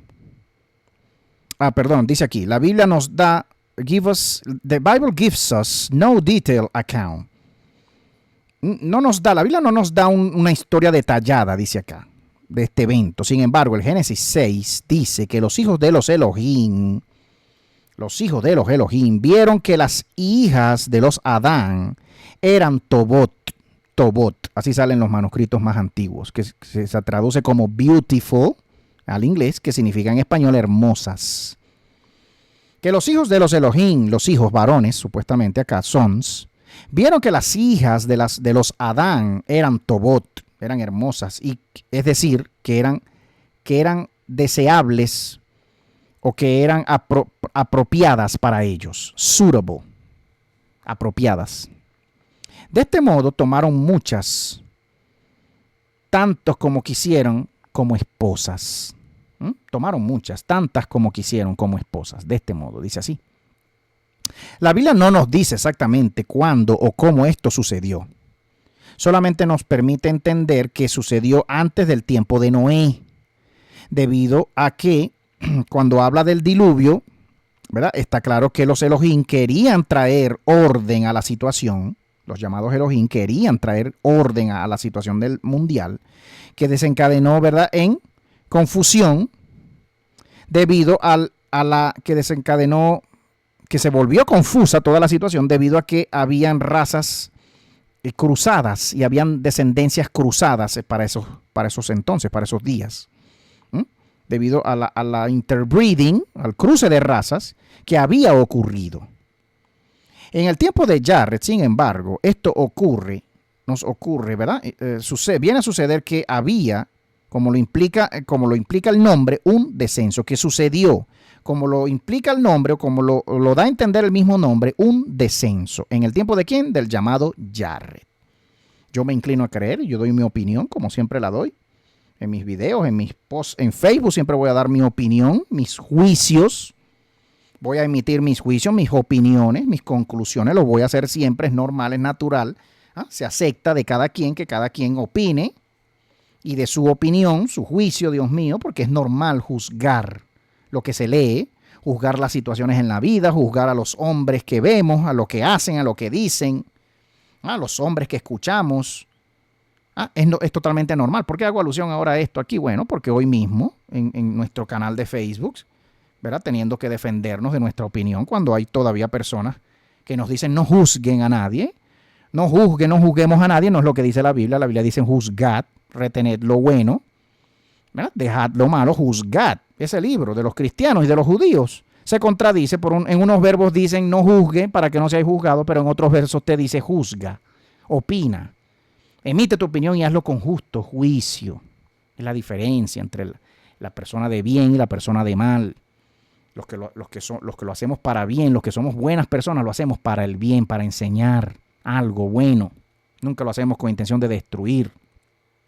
Cuando salgo yo, su servidor, reposteando cualquier video, cualquier investigación de otras personas, de otros pastores, porque no son videos originales míos. Cuando salgo yo reposteando situaciones o noticias que ya son conocidas de medio mundo en las redes, y finalmente yo, su servidor o otras personas lo hacen, y reposteamos de últimos alguna noticia importante para el mundo religioso, el mundo cristiano, que deben saber los cristianos, que debemos manejar la información. Salgo yo haciéndolo últimamente en mis redes y sale gente atacándome, diciéndome que no amo, que mi amor se me ha ido por no sé cuál huequito. Se me fue mi amor y que no amo porque no lo hago con ánimo de construir, sino de destruir. Por favor. El engaño nunca construye nada a nadie, en la vida de nadie. El engaño y la mentira jamás va a ser. Entonces, cuando usted tapa una mentira y usted la conoce, o yo la conozco, y tapo la mentira, como lo hacemos a veces, y como yo todavía le escondo mentiras y engaños a hombres, supuestos hombres de Dios, supuestas mujeres de Dios, porque también he visto con mis ojos robo, fraude, adulterio, fornicación, lo he visto en la vida de muchas personas, de varios llamados apóstoles, profetas, pastores, lo he visto, no lo he dicho. No tengo por qué, no lo voy a hacer, pero lo he visto, como lo han visto varios. Y cuando salimos finalmente a repostear una noticia que ya tiene 30 años en el internet, te llaman a ti falto de amor, te llaman a ti falto de misericordia. ¿Cómo la iglesia va a procesar esta información? No, hermano, ya hay que salir de mucho engaño, somos humanos. Caemos, pecamos, todos caemos, pero cuando estamos viendo hombres y mujeres que dicen que no pecan, que dicen que son perfectos y que predican cualquier locura desde un altar y sabemos sus vidas pecaminosas, usted va a tener que tomar una decisión. Usted va a tener que tomar la decisión si seguir siendo una persona con una persona que apoya esos engaños, sabiendo que son engaños, o va a tener que salir defendiendo a los inocentes, a los ignorantes, que no saben, que no piensan nunca nada más allá, que no tienen mayor malicia, porque así somos los inocentes, los ignorantes. No tenemos nunca mayor malicia de nada ni de nadie, ni queremos tenerla y pensamos que vivimos en un mundo muy perfecto. No es así. Hay que salir de mucho engaño en muchas iglesias, y de mucha religión y de mucha doctrina y de muchas historias que como nos llegan en los libros nos creemos que es así ya y no hay otra forma de procesar la información. Hay mucho robo, hay mucho fraude, hermano, hay mucho adulterio, hay mucho fornicación en los altares de la iglesia cristiana, en todas partes, hay mucha falsa doctrina, hay muchas creencias extrañas, muchos dioses extraños. Es lo que estamos viendo acá. Nada del otro mundo, nada sorprendente cuando los dioses de estas mismas religiones y de estos mismos libros son dioses falsos. ¿Qué nos va a quedar para los demás, para lo que es doctrinal, lo que es la vida diaria? ¿Qué nos va a quedar si invocamos demonios? ¿Qué vamos a estar? ¿Quiénes vamos a terminar siendo al final? De verdad. Si vamos a ser personas de todo bien, o si no va a entrar jamás en nosotros ningún engaño. Engañándonos, invocamos demonios. Donde hay invocación de demonios, hermano, donde hay invocación de dioses falsos, no puede haber mucha verdad, mucho amor al final. Siempre va a haber desecración, siempre va a haber engaño de algún tipo, siempre va a haber algún pecado escondido de algún tipo, siempre va a haber algún odio de algún tipo, alguna raíz de amargura, algún dolor. Siempre va a haber alguna oración extraña, hechicera, maldiciente, porque los que se creen dueños de la verdad y los que invocan demonios siempre terminan maldiciendo, porque los demonios son seres maldicientes. Siembran eso en las personas que los invocan. Siempre va a haber una actitud de somos mejores que el otro, somos mejores que aquel, soy mejor que todo el mundo. Siempre va a haber una actitud arrogante, más de la cuenta, en cualquier persona que invoque cualquier demonio falso, cualquier dios falso. Siempre va a haber falsa humildad, en muchos casos. Siempre va a haber orgullo, pedancia. Cuando invocamos dioses falsos, como sea que se llamen en los libros, y nos engañen diciéndonos que es el ser supremo verdadero. Y todo indica en los textos que fueron seres humanos y humanidades que vivieron antes que nosotros y que nos engañaron diciéndonos que eran el ser supremo. Tenemos que salir ya. Tenemos que salir de toda idolatría ya, pronto, urgente, rápido. De toda idolatría, de toda monolatría, de decir que Dios es 3 en 1, o 5 en 1, o 10 en 1, o 2 en 1, monolatría. Hay gran pecado y gran maldad en decir que el ser supremo es más de una persona. Es la maldad de las maldades, es el engaño de los engaños, es la conspiración de las conspiraciones, es la mentira de las mentiras, dividir, multiplicar al ser supremo y decir que es más de una persona, que es 2 en 1, que es 3 en 1. Mira, aquí está, el Yahey, Wahey, 4 razas, aquí está. Comenzó a invocarse ese nombre en la 4ª generación, en la generación de Enos. Lo dice tu Biblia, lo dice mi Biblia. No se invocaba antes. A partir de esa 4ª generación, los que nacieron a partir de la 4ª, la 5ª, la 6ª, comenzaron a invocar a esas 4 razas, a esos 4 nombres, a esos 4 símbolos, la Y, la H, la W y la H, que representaban a las 3 razas primeras, a las 4 razas anteriores, primeros a ellos. Hermano, váyase a China. ¿A quién le oran los chinos? En el grueso de su fe. A cualquier chino religioso, ¿a quién le ora? A sus ancestros. ¿A quién invocan los chinos? Los indígenas. Váyase, no se vaya muy lejos, váyase a las montañas aquí de Colombia, de Venezuela. Métase en las selvas de Colombia, de Amazonas, del Brasil, de Colombia, de Venezuela, de Ecuador. Vaya buscando cómo creen los indígenas. ¿A quién invocan? A dioses, al dios de la lluvia, algunos lo hacen. Otros invocan a sus padres, a sus abuelos, a sus tatarabuelos, por nombre. Los invocan, cuídame, protégeme, ayúdame, como si fueran dioses vivientes. Lo que se hace acá. Siempre una invocación a los ancestros, a las mismas razas humanas anteriores a uno mismo. La abuela de uno, la tatarabuela, la gran tatarabuela y todas las abuelas anteriores. A esos seres nos invocamos y se invoca a la humanidad desde siempre y lo sigue haciendo idolátricamente a otras humanidades. Nada nuevo, hermano, se sigue haciendo hoy por hoy todavía. Mire aquí, por favor, disculpe usted. Disculpe mi pasión, hermano. Ay, hermano Teo, ya concéntrese, no se agarre con nadie. Ya, todos juzgamos en la vida y es necesario hacerlo. Prestar atención a los hechos en la vida, a lo que sucede, a lo que se dice, a lo que dice la gente, a lo que cree la gente y predica la gente. Podemos encontrar referencias a un importante descenso en la literatura bíblica o extrabíblica. La respuesta es un rotundo sí. Podemos encontrar referencias a este descenso en los libros bíblicos apócrifos, los llamados apócrifos, los llamados prohibidos por la Iglesia Cristiana Católica y la evangélica también, y la misma judía, la misma religión judía, particularmente en el libro de los vigilantes. Un libro apócrifo muy famoso en el medio académico. El libro de los vigilantes. Este libro cuenta la historia de 200 ángeles rebeldes. dice así ángeles, 200, que descendieron a la tierra para unirse con las mujeres adamitas de la raza de Adán, lo cual confirma lo que está haciendo, lo que se cuenta brevemente en el capítulo 6 de Génesis, los hijos de los Elohim, de los llamados dioses, o la raza de los llamados dioses, tomaron, ¿verdad?, a las hijas de los llamados Adán, de los adamitas, tomaron a las hijas de los Adán. Y las mujeres adamitas, como compañeras y esposas. El libro de los vigilantes es más detallado que la Biblia en este reporte de esta historia, diciendo, y sucedió que los hijos de los adamitas que fueron nacidos en esos días, que nacieron en esos días, se multiplicaron. Y les nacieron a ellos hermosas jóvenes mujeres. Y cuando los hijos del cielo, dice así en masculino, los hijos del cielo las vieron, se enamoraron de ellas y se dijeron unos a otros, escojamos esposas de entre las hijas de los adamitas y saquemos hijos y tengamos hijos con ellas. El llamado ángel Semiasa, como aparece en el libro de Enoc también, en el primer libro de Enoc, el líder de este grupo de ángeles les dijo a ellos, temo que yo sea el único que pague el castigo por este gran pecado. Temo que yo sea el único. Semiasa tuvo miedo de que él solamente fuese castigado cuando los generales oyeran sobre su decisión de unirse a las mujeres adamitas, lo cual estaba prohibido, había sido prohibido unirse a esas mujeres. Debido a la queja de Semiasa, sin embargo, todos los ángeles respondieron, no, sino que todos juraremos y prometeremos que no evadiremos este hecho, que no dejaremos pasar este hecho y que lo llevaremos a cabo. Dice el mismo libro de Enoc.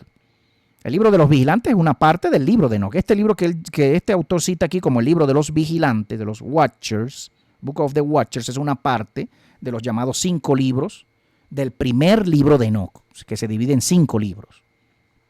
Ya lo hemos estudiado acá en este canal, el libro de Enoc. Usted puede buscar en este mismo canal. Busquen nuestros videos anteriores, el estudio del llamado primer libro de Enoc. Una serie mínima de no sé cuántos videos, 5, 6, 7 videos, no recuerdo, leyéndoles y traduciendo en vivo el primer libro de Enoc.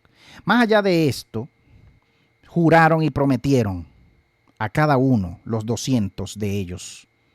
Se juraron y se prometieron entre ellos, se conjuraron ellos mismos, se maldijeron ellos mismos bajo maldición, porque la traducción dice se conjuraron bajo maldición, se maldijeron ellos mismos. Entonces, ¿quién maldice a quién?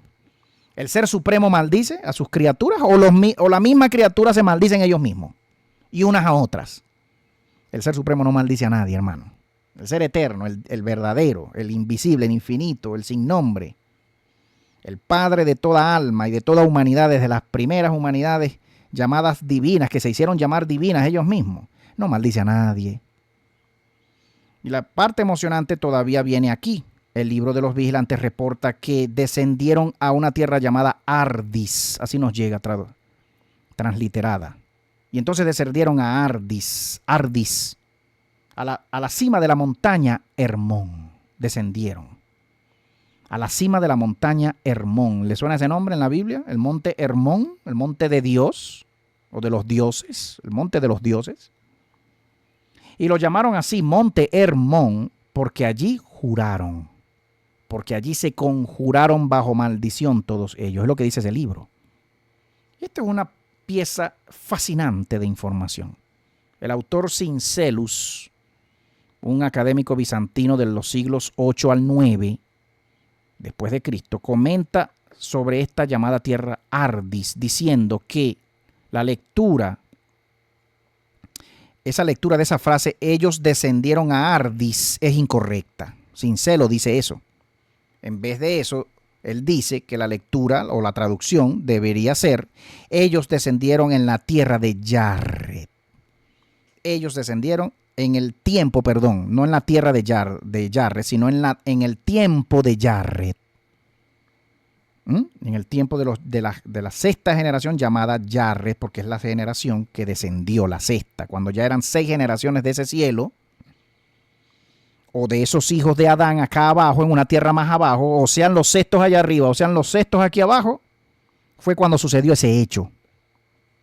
Debido a que Sincelo dijo así, o desde que Sincelo dijo así, muchos otros intérpretes han dicho que la lectura en Ardis es incorrecta, como lo es evidente, ¿verdad? Tanto en el arameo como en el griego. En vez de decir ellos descendieron a Ardis, se debería de leer y de traducir en efecto, ellos descendieron en el tiempo de Jared. ¿Por qué sucede esto, hermano? ¿Usted cree que estos editores, estos personajes, estos dueños de estas sociedades bíblicas unidas y de todas las sociedades bíblicas judías y judeocristianas, ¿usted creen que quieren que usted sepa mucho de verdad cómo dicen los manuscritos originales o quieren ellos más bien irle escondiendo la información de lo que de verdad? Jared. ¿Por qué se esconde ese nombre, Jared? ¿Por qué observamos ese nombre en el libro de Oseas, en la Biblia? En su Biblia, busque el libro de Oseas, el capítulo 5, verso 13. Cuando dice que Israel vino al rey Jared a pedirle ayuda y no la encontró. Porque el rey Jared, o los reyes caídos en todos casos, los Elohim, le negaron la ayuda y no pudieron ayudar a Israel. No quisieron ayudar. Dice el verso 13, capítulo 5 de su libro de Oseas en su Biblia. El mismo verso 6 de su capítulo 10. Su Biblia Reina Valera 1960. Si usted tiene otra, le voltearon la cosa porque la intención es esconder el nombre Jared. ¿Por qué? ¿Le suena ese nombre? Alguien, otra vez le vuelvo a hacer la misma pregunta. ¿Le suena ese nombre a algún líder mundial hoy por hoy que ya es considerado un hombre de la paz entre árabes y judíos, entre enemigos, supuestos enemigos, para formar un definitivo gobierno mundial, un nuevo orden mundial? ¿Le suena? ¿Le suenan los acuerdos de Abraham, los acuerdos de paz de Abraham que el señor Trump envió a su sobrino, a su yerno, no su sobrino, su yerno? ¿Le suena? A firmar a nombre de él y siendo el hombre de la paz ya nominado al Premio Nobel de la Paz. Tenga presente ese nombre. Téngalo presente porque mire cómo aparece ese nombre acá, Jared, en estos libros, en estos estudios y en estos libros bíblicos y extrabíblicos. En el tiempo de Jared. Podemos entonces positivamente afirmar que nuestra intuición es correcta o estaba en lo cierto. El nombre Jared, en efecto, indica un gran descenso de seres llamados dioses o divinos. Descendieron a esta tierra, a un plano más inferior, la llamada tierra de los hombres, nuestra tierra, como se describe en el libro de los vigilantes. Durante este tiempo, los 200 ángeles, o como la Biblia lo llama, los hijos de los Elohim, los hijos varones, dice así, sons, no vaya a ser que sean femeninas, porque si hablamos y hemos dicho en este canal que las Elohim originales eran femeninas, no vaya a ser que estemos hablando acá de una raza original llamada divina femenina. Descendió a la tierra y tomó a las mujeres adamitas como esposa. ¿Usted se acuerda, hermano, el mito de Helena de Troya? Paris, los llamados Paris, el llamado personaje Paris de la Ilíada de Homero, rapta a la llamada Helena de Troya, que era la más hermosa y era lo más hermoso que había, Helena. Y ese personaje llamado Paris, no vaya a ser que sea una raza de seres, raptan a esa Helena y se la llevan a la ciudad se la llevan, Paris, ¿verdad?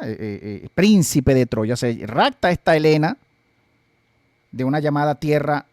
Helena era la princesa, la esposa de este Menelao, espartano, del rey de Esparta, Menelao. Y este rey troyano, Paris, este príncipe troyano, rapta a esta supuesta mujer más hermosa del mundo, Helena de Troya, y se la lleva a su ciudad de Troya. Se la lleva a la llamada ciudad de Troya y luego van todos los espartanos. Bueno, ¿no se parece esa historia a esta historia también? ¿No son historias míticas en todo caso ambas historias? ¿No cree usted? Hermano, ¿cómo lo entiende usted cuando hay que relacionar estas historias bíblicas al resto de historias en la literatura mundial? ¿O usted no lo hace? ¿Usted cree que esta literatura bíblica religiosa judeocristiana está aislada de cualquier otra literatura mundial y no podemos buscarle referencias, no podemos unir, no podemos llegar a creer que sean las mismas historias contadas por un pueblo hebreo y luego por un pueblo griego y luego por un pueblo romano y luego por cualquier otro pueblo a partir de tiempos antiguos. ¿Usted cree que no se debe hacer ese estudio y que no, porque la Biblia es algo especial y ya único y no tiene ninguna relación con nada, ni con ningún otro dios, ni con ningún otro pueblo, porque era un pueblo aislado? Debe ser que el Israel antiguo vivía en otro planeta. Debe ser. Por favor.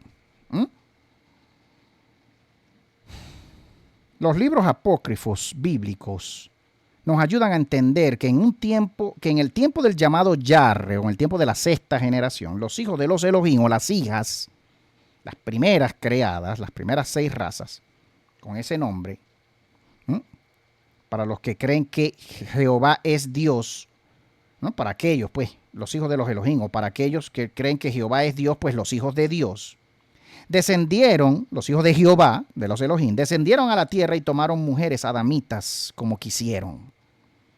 El famoso exégeta judío Rashi de Troyes dice en su comentario al libro de Génesis que el término hermoso, hermosa, significa que las hijas de los adamitas eran hechas hermosas, o fueron hechas hermosas mediante el adornamiento, mediante el maquillaje o adornamiento, de modo que cuando una de ellas entraba a la canoa nupcial,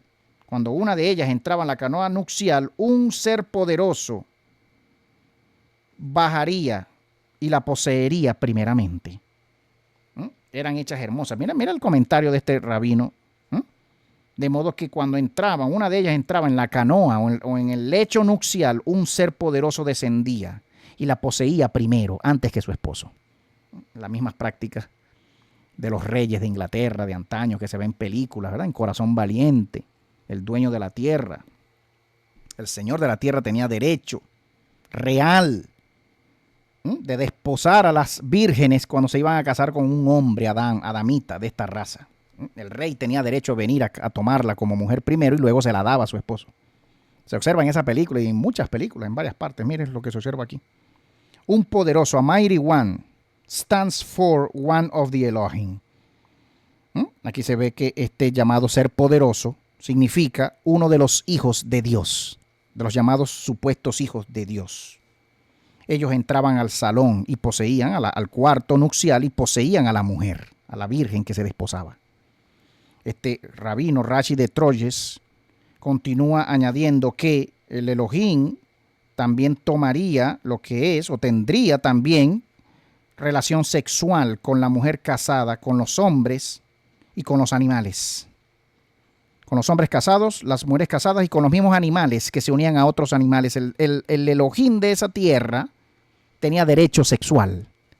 Es lo que se observa en el libro acá. Y es lo que comenta ese rabino cuando lee ese verso de que estos Elohim vinieron y tuvieron relación sexual con las hijas de los hombres. ¿Qué le parece a usted eso, hermano? ¿Tenía usted idea de esto? ¿Ha leído usted el capítulo 6 del libro de Génesis en su Biblia? ¿Lo ha leído? A lo mejor sí, pero usted lo lee por encima, obviamente. Lo leyó por encima y no le prestó atención. Mire, yo le vengo aquí a explicar estos comportamientos extraños, ¿verdad? De estos llamados dioses, de este llamado Dios Jehová de la Biblia. Un comportamiento muy curioso que se observa en los libros, ¿verdad? Y bueno, hermanos, que hasta ahora llevamos hora y 40 minutos. La cuarta parte de este, yo creo que lo podemos ir dejando hasta acá. Por ahora, con esta continuación de esta serie, Los dioses falsos de la Biblia. Hemos leído 3 subpartes del capítulo 5, ¿verdad? Porque seguimos pues analizando el comportamiento de estos seres llamados Elohim, los llamados dioses, el llamado Dios, que se traduce en su Biblia, como ya dijimos, como Dios en singular, cuando siempre ha sido plural, los dioses. Hermano, ¿qué le parece a usted hasta ahora? Estamos pues agradecidos del Ser Eterno, nuestro Ser Creador, por este tiempo que nos ha permitido estar con usted. Esperamos pues que a usted le haya gustado estas palabras, este estudio. Si tiene preguntas, comentarios, siempre los puede dejar acá, hermano. Si puede también hacer sus donaciones, los que sientan donar a este ministerio. Somos un ministerio, somos profesionales, somos un matrimonio dedicados a la enseñanza y a la traducción en vivo, hoy por hoy, de estos textos, de estos eruditos, de estos filólogos, eruditos, etimólogos, de estos textos judeocristianos. Hermanos, creemos sinceramente que le hacemos un bien a la iglesia, a los verdaderos hijos del Ser Supremo sin nombre y sin sexo, el unicitario. Al verdadero ser supremo. Tiene que ser unicitario. Si no es unicitario, no existe. Entonces, sencillamente no es perfecto. Si no es unicitario, si no es una sola persona en uno, no es perfecto. No existe entonces. Pero si existe, como sabemos que existe, es una sola persona. Perfecta. Unicitaria. Sin sexo, sin nombre, sin cuerpo. Inmortal. Infinito. Todopoderoso, todo amoroso, verdaderamente existente dentro de ti. Dentro de mí, no tiene que hablarte desde fuera de ti, con sueños y visiones y con profetas. No, vive dentro de ti, te va a hablar siempre desde dentro de ti. Vas a escuchar su voz clara, lo vas a sentir dentro de ti. No te va a hablar jamás desde fuera de ti, no necesita, porque vive dentro de ti. Toda voz que viene fuera de ti es demoníaca. Todo sueño y toda visión de dioses visibles, de dioses finitos, corpóreos, de figuras y de voces son demonios, haciéndose pasar por el Ser Supremo que vive dentro de ti. Tú vives dentro de Él y Él vive dentro de ti, Él lo llena todo. No necesita venir desde fuera de ti. No tiene necesidad de eso porque sabe que si lo hace te puede confundir, porque los demonios también están allí, fuera de ti, para hablarte desde fuera de ti. ¿Cómo habla el Ser Supremo entonces, Teo? ¿Cómo te comunicas con Él? Me han hecho la pregunta, me siguen haciendo la pregunta y me la siguen haciendo. ¿Cómo te comunicas? ¿O cómo estás en relación con Él entonces? Si no es por estos libros, si no es ya por libros, si no es por estos dioses de estos libros, ¿cómo es y quién es? Yo vivo en Él, tú vives en Él. Él vive en ti, Él vive en mí. ¿Cómo se va a comunicar con nosotros? Con una voz muy interna dentro de nosotros.